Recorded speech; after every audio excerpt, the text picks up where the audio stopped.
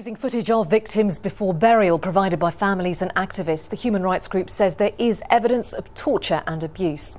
It's now urging the UN Security Council to refer Syria to the International Criminal Court, citing crimes against humanity. Well, the human rights group has documented the cases of 88 people who have died in detention. They are all male and include 10 children, some as young as 13. In at least 52 of these cases, they say there's evidence that torture may have led to death. Injuries identified by forensic experts show evidence of abuse, including broken necks, cigarette burns to chest and face, electrocution to genitalia, fractures and whipping slashes. Most of the cases documented from April to mid-August happened in Homs and Deraa.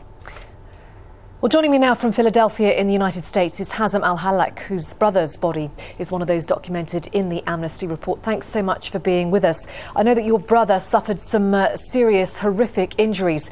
Do you know what happened to him? Yes, my brother, Dr. Hazem al Hallak, he was on the way home from his practice, and he was kidnapped by the Shabiha, and then was taken to the security forces building, the Mukhabarat, on Wednesday night. On Thursday morning, he calls his friends and assures them that he'll be okay. He recently visited the United States, so he thought it's going to be just questions about his visit to the United States.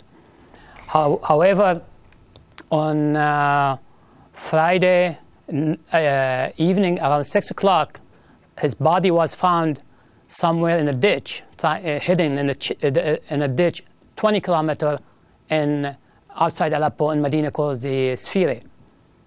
His body was taken to the coroner office in Aleppo with heavy security, and then his family was contacted.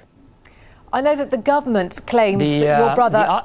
I'm so sorry to interrupt. I was saying I know that the government has claimed that your brother killed himself, that he hanged himself, but you are led to believe, and you've seen pictures that prove otherwise. Felicia, this is a very good question. I want to make this clear.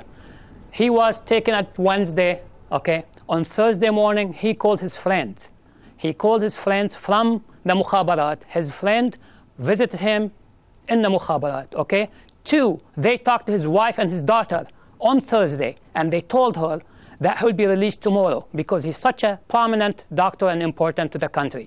Okay? 3, his nurse practitioner called Damascus, one of his high-ranking patients, and asked about him, and he confirmed that he was in custody.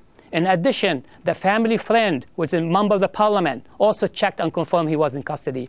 The Mukhabarat told his wife he was in custody. What else do you need? He was confirmed he was in custody, and then when they found him, they called the family and they said, we found him dead, and they start spreading all these rumors, untrue and substantiated rumors.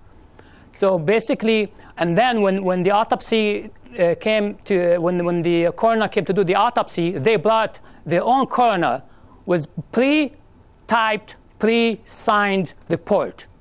Even though this happened, one of the other doctors insisted on doing the autopsies, and it was horrific. He was gouged everywhere. His eyes were gouged, okay? His hands, he put his hands behind, like this, behind the rope. You could see the rope mark on his hands. He's trying to push the rope while they were choking him. His fingers almost severed from both sides, okay? Just like that.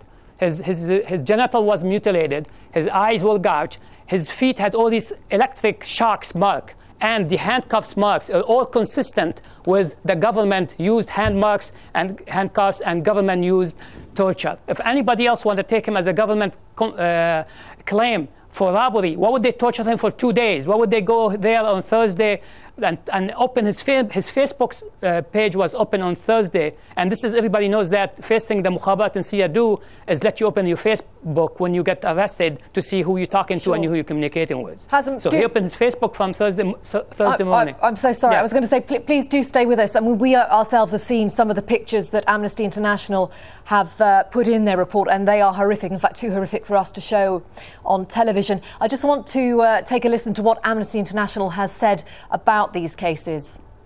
We hope that the work which has come out here, highlighting these horrible deaths in custody cases, would encourage the international community, in particular the Security Council, to condemn in the strongest terms what has happened there and to refer the situation in the country to the International Criminal Court. Hazem, how hopeful are you that somebody might one day end up in the International Criminal Court charged with the torture of your brother? Well, you know, first I want to make it clear. I'm not a member of any political party. I'm not supporting anything. I will never be doing this if it wasn't the death of my brother. And now I don't want any more death in Syria. So I'm going to do my best, and we are going to do our best. This is going to end up in the international court. That's one. Two, someone somewhere out there should do something. People are dying. 1 person an hour is dying. 4 people an hour are getting arrested. All these missing people, 10,000 missing, they are dead. My brother would have been missing if it wasn't for the luck, okay? Many people like my brother. It's not only my brother.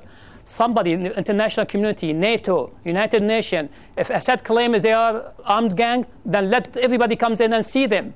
Somebody get to do something. Too many people dying too often. That's really sad, and someone has to do something about it. Hazem al Hallak, we really appreciate you taking the time to talk to us about your brother's case. Thank you so much for joining us live there from Philadelphia. Thank you.